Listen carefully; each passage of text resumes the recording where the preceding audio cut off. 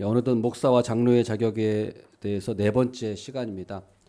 목사와 장로의 자격 다음 주까지 제가 5번에 걸쳐서 말씀을 드리고 그런 계획을 갖고 있습니다. 어, 오늘 말씀은 목사와 장로의 자격 중에 이제 자기 집을 잘 다스려입니다. 자기 집을 잘 다스리는 자, 가정을 잘 돌보는 자가 되어야 됩니다. 그 전까지는 목사의 어떤 개인적인 덕이었다면 오늘은 이후부터는 이제 다른 사람과의 관계에서 특별히 다른 사람과의 관계에서 제일 첫 번째가 바로 가정이에요. 가정을 잘 다스리는 자가 돼야 된다는 것입니다. 우리 속담에도 가와 만사성이라는 그 유명한 속담이 있지 않습니까? 집안이 화목해야 모든 만사가 잘 이루어진다는 겁니다. 이것은 마찬가지입니다. 가정은 사회의 최소 단위입니다. 목사와 장로는 교회를 다스리는 자인데 가정을 다스리지 못한다면 어떻게 교회를 다스릴 수 있겠습니까? 그래서 5절 말씀에도 사람이 자기 집을 잘 다스릴 줄 알지 못하면 어찌 하나님의 교회를 돌보리요라고 말씀하고 있습니다. 왜 그렇습니까? 오늘 말씀을 잘 보면 교회를 가정에 비유하고 있는 거예요. 가정. 우리 교회는 무엇이냐 생각한다면 하나님의 가정이에요. 가정. 우리가 이거를 분명히 잘 알아야 됩니다. 교회는 회사가 아닙니다. 기업체가 아니고 또 주식회사도 아니에요. 교회는 어떻게 생각해야 되느냐? 하나님의 가정이라는 거예요. 가족. 우리는 가족인 거예요. 그래서 그 성경에 보면 교회와 가정을 모두 집으로 표현하고 있습니다. 집. 그래서 여기 3장 4절에도 보면 자기 집이라고 나와 있어요. 가정이라고 나와 있어요. 집, 가정. 그 다음에 15절 말씀 보면은 3장 15절 말씀 보면은 여기에도 뭐라고 되냐면 중간에 보면은 하나님의 교회라고 나와 있어요. 교회. 그리고 또 중간에 보면 만일 내가 지체하면 너로 하여금 하나님의 하나님의 집이라고 나오거든요. 그러니까 가정도 집이고 교회도 집이라고 말하는데 이 집이라고 하는 단어는 이제 오이코스, 헬라어로 오이코스란 단어예요. 근데 이 오이코스란 단어는 가정을 말하는 겁니다. 집이라고 하는 게 건물 말하는 게 아니잖아요. 가정을 말하는 거잖아요. 집이라고 하는 거. 그러니까 여기서도 우리가 말씀을 통해서 알 수 있는 게 뭐냐면 교회는 가정이구나. 하나님의 가정. 그래서 뭐라고 합니까? 그 디모데전서 5장 1절에도 보면 늙은이를 꾸짖지 말고 권하되 아버지에게 하듯 해라. 아버지에게 하듯 하고. 그리고 나이 많은 그 늙은 여자에게는 어머니에게 하듯 해라. 어머니에게. 그리고 청년들에게는 형제에게 하듯 하고 젊은 여자에게는 자매에게 하듯 해라. 자매에게. 그러니까 이게 뭐예요? 가족같이 대해라. 가족같이. 교회는 가족 같은 분위기가 좋은 거예요. 가족 같은 분위기. 회사 같은 분위기는 좋은 게 아니에요. 교회가. 가족 같은 분위기. 그래서 목사는 뭐 사장이고 뭐 장로님은 이사고 집사님은 부장이고 뭐 성도님들은 주주고 이게 아니에요. 그래서 교회는 어때? 목사와 장로님은 아버지 같은 거. 권사님은 어머니 같은 존재가 돼야 되는 거예요. 우리 이 마인드를 항상 가지고 우리가 있어야 돼요. 교회는 가정이고 가족이구나. 실제로 보면은 우리 진짜 부모님, 진짜 자식들, 또 진짜 형제 자매님보다 저희들이 더 많이 보잖아요, 얼굴을. 더 많이 봐요. 저도 그거를 많이 느끼거든요. 특별히 세비지원교회 와서는 그걸 더 많이 느껴요. 왜냐면 맨날 밥을 같이 먹어요. 맨날 봐요. 예. 그러니까 맨날 얼굴 보죠. 또 밥도 자주 먹죠. 저희 부모님도 근처에 사시지만 이렇게 자주 안 먹거든요, 부모님이랑. 저희 형제 자매도 있지만 그 강원도의 춘천에 살아요. 만나지 못해요, 자주. 예. 명절 때나 만나지. 마찬가지예요. 근데 우리 성도님들 어떻습니까? 정말 자주 봐요. 예. 매일 보고 밥 먹고 하니까 그런 생각을 저도 많이 들었어요. 이게 진짜 혈연 가족보다 더 가깝구나. 그리고 더 많이 볼 사람들이구나. 예, 더 많이 볼 사람 진짜 이게 가족이구나. 그런 생각이 들어요. 예.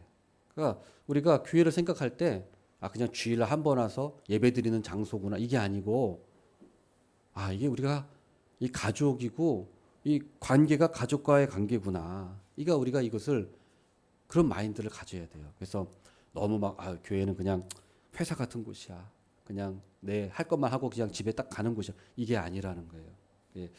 우리가 오늘 말씀을 통해서 그걸 참 깨우쳤으면 좋겠어요. 교회는 하나님의 가정이구나, 가정이구나. 그렇기 때문에 교회는 가정이기 때문에 교회를 다스리는 자는 당연히 자기 가정을 잘 돌보는 자여야 교회를 잘 돌볼 수가 있는 거예요. 똑같은 가정이기 때문에.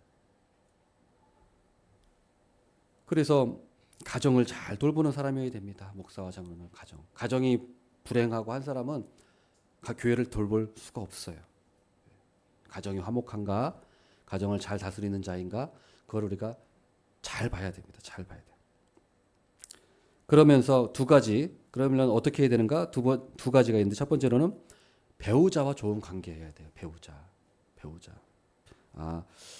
배우자와 좋은 관계. 그래서 2절 말씀 보면은 한 아내의 남편이 되며 2절 말씀. 이건 이미 얘기한 거죠. 한 아내의 남편이 되며. 당시 풍습은 어떻습니까? 당시 풍습은 아내가 한 명만 있는 게 아니에요. 당시 풍습은 여러 아내를 둬도 상관이 없어요. 여러 아내를 두고 뭐 첩도 두고 뭐 간통도 뭐 해도 아무 문제가 없는 뭐 바람을 펴도 양심에 거리낄 수 있는 그런 게 없어요. 이 당시에는. 예. 마음대로 간통도 하고 이혼도 빈번하게 하죠. 예. 지금도 이혼이 참 많아져서 좀 안타까운 일이지만 이 당시에는 참 더 많았던 거예요. 그래서 이혼도 어때요? 쉽게 이혼해요. 그냥 아내가 마음에 안 들면 그냥 이혼이에요. 예. 이유가 없어요. 지금은 무슨 뭐 이유가 있어야 되고 뭐 하지만 조정 기간도 있지만 옛날에는 남편이 아내가 마음에 안 들면 그냥 이혼이에요. 나가세요. 그러면 그냥 나가야 돼요. 예. 반찬이 뭐 좀 형편없다. 반찬이 맛있는 반찬 안 한다. 그러면 쫓아낼 수 있어요. 예. 예. 지금 여자분들은 좋은 시대에 살고 계신 거죠. 예. 주는 대로 먹어야 되는 시대니까 지금. 아닌가요? 그래서 반찬이 마음에 안 들어 쫓아낼 수 있고 또 뭐 말이나 행동이 마음에 안 들어 그러면은 그냥 쫓아내는 거예요. 그러면 나갈 수밖에 없어요. 예. 이런 일이 하도 많으니까 어때 율법에 모세를 통해서 하나님께서 이혼 증서를 써줘라. 이혼 증서를 써줘야 재혼이라도 할 수 있으니까. 그래서 신명기 24장 1절에 이혼 증서 써주라고 한 거예요. 이혼 증서 써주라고 재혼할 수 있도록. 그런데 또 사람들은 어때요? 마음이 완악하니까 이혼 증서를 써주면 이혼해도 되는구나 하고서 그냥 막 남발을 하는 거예요. 막 왜곡해서 율법을. 그래서 막 이혼을 마음대로 해도 되는구나. 그렇게 해서 하나님의 말씀 율법을 왜곡해서 막 또 유대인들도 그렇게 하는 거예요. 마음대로 똑같이. 그러니까 예수님께서 뭐라고 하셨습니까? 예수님께서 마태복음 5장 32절에 아내가 간음한 연고 외에는 아내를 버리지 말아라. 모세가 이혼 증서 써주라고 한 거는 마음대로 버리라는 그 허가권을 준 게 아니다. 이혼 증서를 써서 재혼이라도 할 수 있게끔 그 법적 장치를 마련해 준 거지. 마음대로 이혼 증서를 남발하라고 준 게 아니다. 간음한 연고 외에는 아내를 버리지 말아라. 예수님께서 이렇게 말씀하신 거예요. 얼마나 그 이혼이 빈번했으면 그런 거겠습니까? 그래서 이 결혼에 대해서 귀히 여기지 않았다는 이 당시는 뭐 결혼에 대해서 아내에 대해서 부부 관계에 대해서 귀히 여기지 않았어요. 사랑하지도 않았어요. 옛날에는 사랑해서 결혼한 게 아니잖아요. 옛날에는 그냥 가족과 가족끼리 그냥 부모님이 결혼해라 하면 결혼하니까 사랑이 없어. 사랑 관계가 그냥 며느리로 들어온 거고 가족과 가족이 결혼한 거라 서로 귀하게 여길 줄 모르고 그냥 애정이 없이 결혼하고 그러니까 바람도 피고 막 이랬던 거예요. 그러니까 결혼에 대해서 귀하게 여기지 못했어요. 근데 지금도 이 세대가 그래서 너무 안타까워요. 이 결혼에 대해서 너무 귀중한 줄을 몰라요. 결혼에 대해서. 그러니까 함부로 막 너무 관계를 깨지고 막 하여튼 굉장히 그런 안타까워요. 예, 결혼에 대해서는 좀 귀중하게 여겨야 되는데 예, 신중하게 결혼하고 기도하고 하는 게 기도해야 되는데 그렇지 못하는 게 참 안타까워요. 이슬람 보면은 그 악습이 있어요. 악습. 어떤 게 있냐면은 그 이슬람 보면 참 희한한 그런 풍습이 있더라고. 저도 몰랐는데 얼마 전에 그 알게 됐어요. 이 사람들은 이슬람은 간통죄가 엄벌이잖아. 율법의 나라니까 간통을 저지르면 아주 엄한 벌을 받아요. 뭐 태형을 맞는다든가 여러 가지 그 엄한 벌을 받습니다. 그래서 이 사람들이 이 간음죄를 그 피하기 위해서 어떤 꼼수를 부리냐면은 그 잠깐 결혼하고 바로 이혼해 버리는 그런 제도가 있대요. 이슬람에는. 그러니까 단 뭐 몇 시간 동안만 결혼하자. 그리고 몇 시간 후에는 이혼이야. 이렇게 계약을 해서 그런 제도가 있대요. 몇 시간, 또 며칠, 몇 달 이런 제도가 있어요. 이게 그 정식 제도로 있어요. 무트아라는 결혼이래요. 임시 결혼 또는 뭐 쾌락 결혼이라는 게 있는데 이것도 뭐 시아파에는 있대요. 수니파에는 없고. 저도 이 얘기를 제가 듣고서 아, 참 별난 게 다 있구나. 그러니까 율법 아래 있지만 사람들이 율법주의에 있다고 해서 사람들이 그 율법을 다 잘 지키는 게 아니에요. 율법 오히려 다 이래저래 다 꼼수로 부려서 예? 다 그냥 율법을 어기고 사는 거예요. 겉으로만 율법 지키는 척 하는 거지. 예, 더 하더래, 더 해. 그러니까 이런 제도가 있어. 이런 제도가. 그러니까 어때요? 결혼에 대해서 이렇게 참 귀히 여기지 않는 아내에 대해서 남편에 대해서 귀하게 여기고 소중히 여겨줘야 되는데 예? 그러나 어떻습니까? 성경은 우리 결혼에 대해서 참 귀중하게 여기고 예? 아내에 대해서 남편에 대해서 가장 귀중하게 여기는 게 우리 성경이에요. 성경. 예, 성경.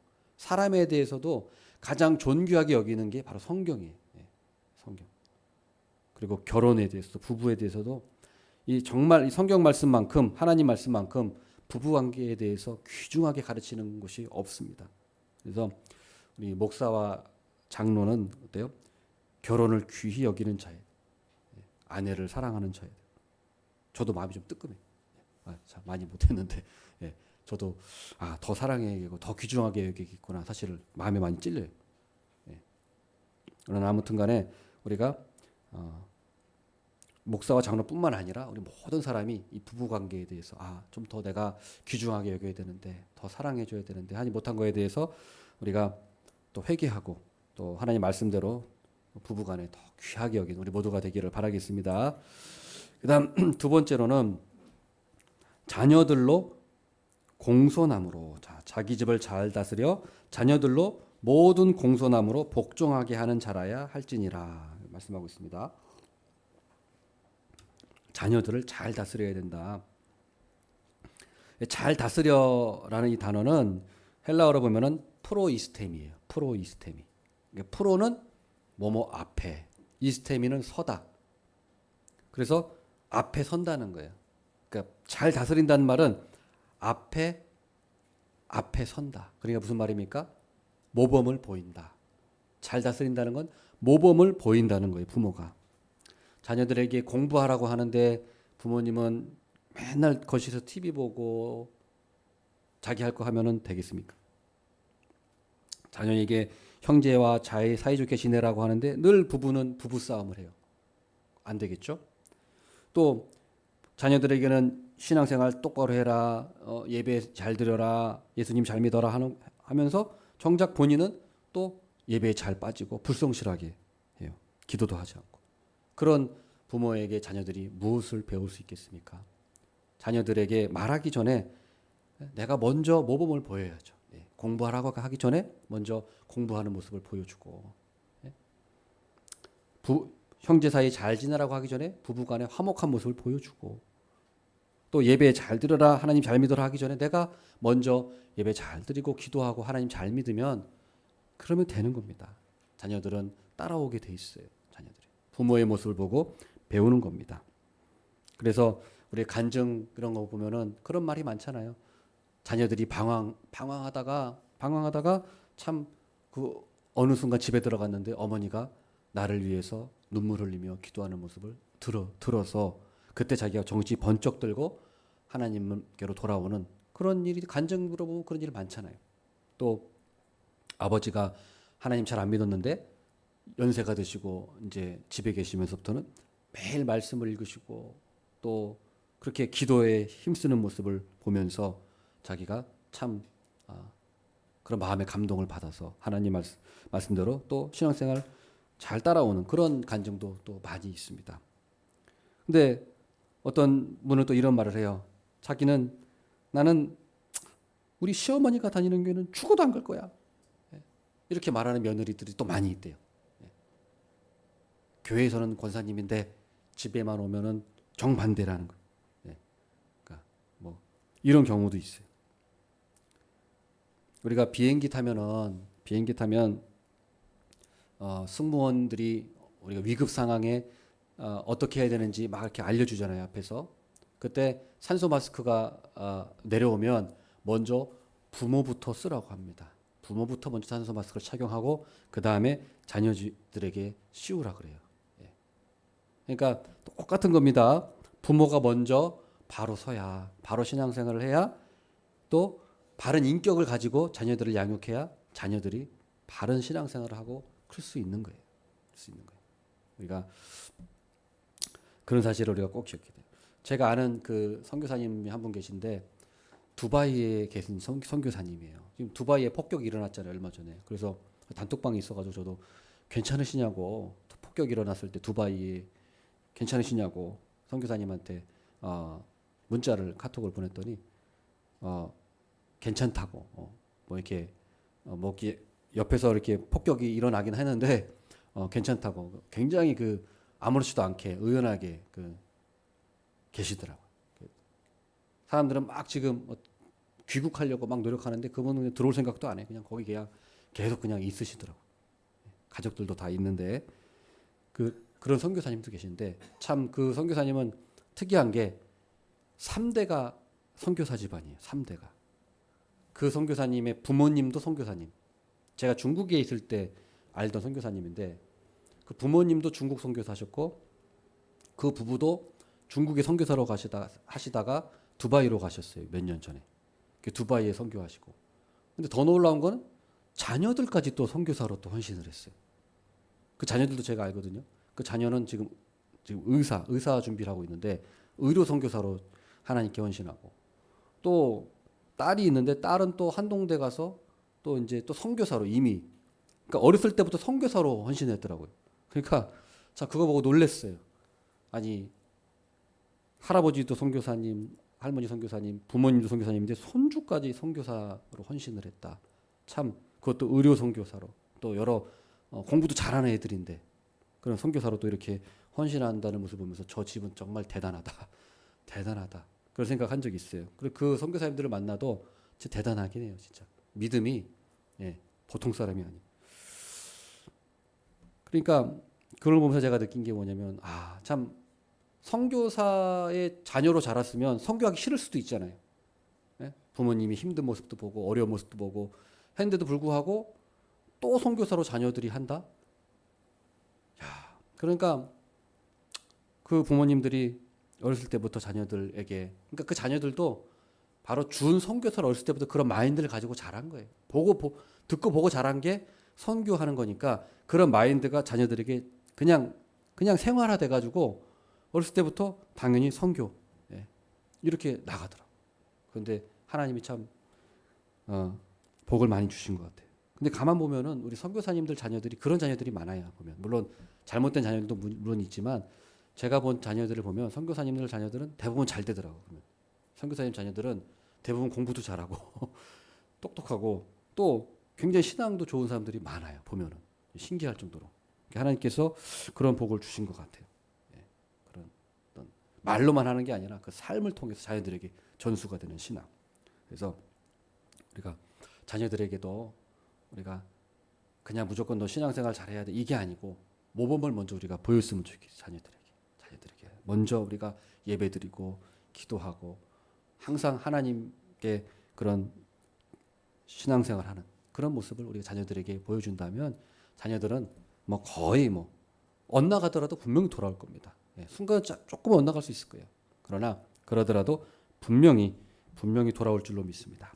그 다음에 우리가 또 자녀 잘 다스려, 자기 집을 잘 다스려 자녀들로 모든 공소남으로 복종하게 하는 자라야 할지니라. 공소남으로 복종하게 한다. 공소남으로 복종하게 한다. 그러니까 우리가 자녀들이 또 잘못된 길로 갈 때는 단호하게 안 돼라고 말할 수도 있어야 돼요, 부모가. 잘못된 길로, 이건 잘못됐을 때는, 이게 잘못됐을 때는 단호하게 안 돼라는 말을 부모가 분명히 할 수 있어야 돼요. 해줘야 돼요. 그러니까 우리가 부모는 분명히 온유함이 기초가 돼야 됩니다. 온유한 부모가 돼야 돼요. 그러니까 온유해야 되지만, 그렇지만 잘못된 길로 갔을 때는 단호해야 돼요. 이건 아니야. 이건 하나님이 기뻐하시는 것이 아니다. 분명히 선을 그어줄 수 있어야 돼요. 이 선을 그어주는 게 있어야 돼요, 부모는. 근데 무조건 그냥 네가 하고 싶은 대로 해. 그러면 안 돼요. 반드시 잘못된 거는 단호하게. 온유하지만 단호해야 돼. 잘못된 것을. 권위가 있어야 돼. 이거는 하나님께서 부모에게 부여해 주신 정당한 권위예요. 이 권위 행사해야 돼요, 부모는. 이것까지 포기해 버리면 안 돼요. 정당한 권위, 이걸 발휘해야 됩니다. 그래야만 또 자녀들이 부모를 존경해요. 그렇지 않으면 자녀들이 부모를 우습게 여깁니다. 그리고 존경해요, 결국에는. 그래서 그거를 잘 못한 게 엘리 제사장이죠. 엘리 제사장. 그 자녀들이 예배를 멸시하고 재물을 막 갈고리로 막 뺏어 먹고 예배 멸시하는 거예요. 예배 멸시하고 또 그 여종들하고 막 그런 추잡한 짓을 해도 그냥 엘리는 뭐라고 합니까? 그냥 들리는 소문이 안 좋다. 그러면서 타일렀어요. 그냥 그러지 마라. 그러지 마라. 그럴 때 어떻게 했어야 됩니까? 단호하게 책망을 해.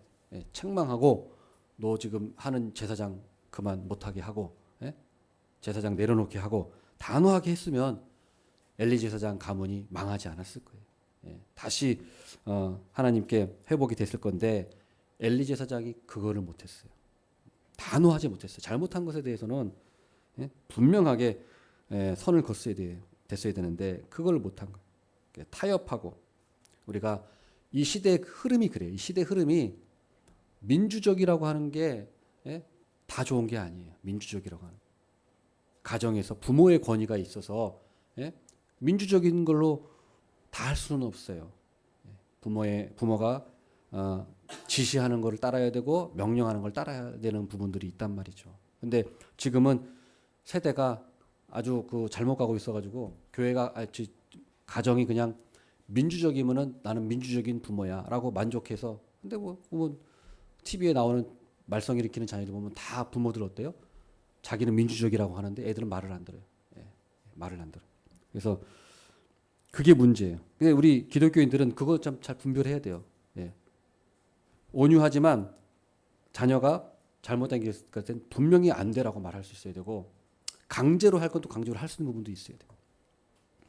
그래서 타협한 것이 아니다. 예를 들면 뭐 자녀가 아직 어린데 예배를 빠지려고 한다. 그런데 그거는 또 타협하면 안 돼요. 우리 어린아이 자녀들한테도 저희들은 그렇게 얘기했어요. 예배 빠지고 그런 것은 그건 너희들이 선택의 문제가 아니다. 그거는 타협의 문제가 아니야. 선택할 수가 있는 게 있고 선택할 수 없는 게 있는데 예배 빠지는 것은 선택의 문제가 아니다. 처음부터 그렇게 얘기를 했기 때문에 아이들은 거기에 부모의 권위에 순종하는 거예요. 다른 건 다 들어줘도 그건 안 된다. 그래서 우리가 이 문제는 뭐 예배 빠지거나 안 빠지는 문제는 타협의 문제가 아니고 민주적인 문제가 아니고 이건 신앙이냐 불신앙이냐 이거는 순종이냐 불순종의 문제 이 문제예요. 그러니까 이거를 우리가 분별해야지 모든 걸 막 민주적이고 뭐 그거는 우리가 분별을 못하는 겁니다. 아이들을 기를 때도 그런 것을 분명히 선을 그어줄 줄 알아야 돼요. 그래서 오늘 말씀을 좀 기억하시면서 오늘 목사와 장로의 자격 네 번째 시간에서는 가정에 대해서 목사와 장로는 가정을 잘 돌보고 화목하고 먼저 부부간의 관계가 정상적이어야 되고 부부간의 관계가 발라야 됩니다. 가정을 그리고 귀중히 여기는 그런 마음을 가지고 있어야 돼요. 그리고 자녀도 잘 다스려서 온유하게 하되 또 단호한 부분에서는 단호하게 가르칠 수 있는 그런 자질을 가지고 있어야 합니다. 우리가 이 사실을 꼭 기억하고 우리 모두가 이런 모습으로 하나님 말씀을 기뻐하면서 이 모습대로 살아가는 저희 모두가 되기를 참으로 바라겠습니다. 아멘.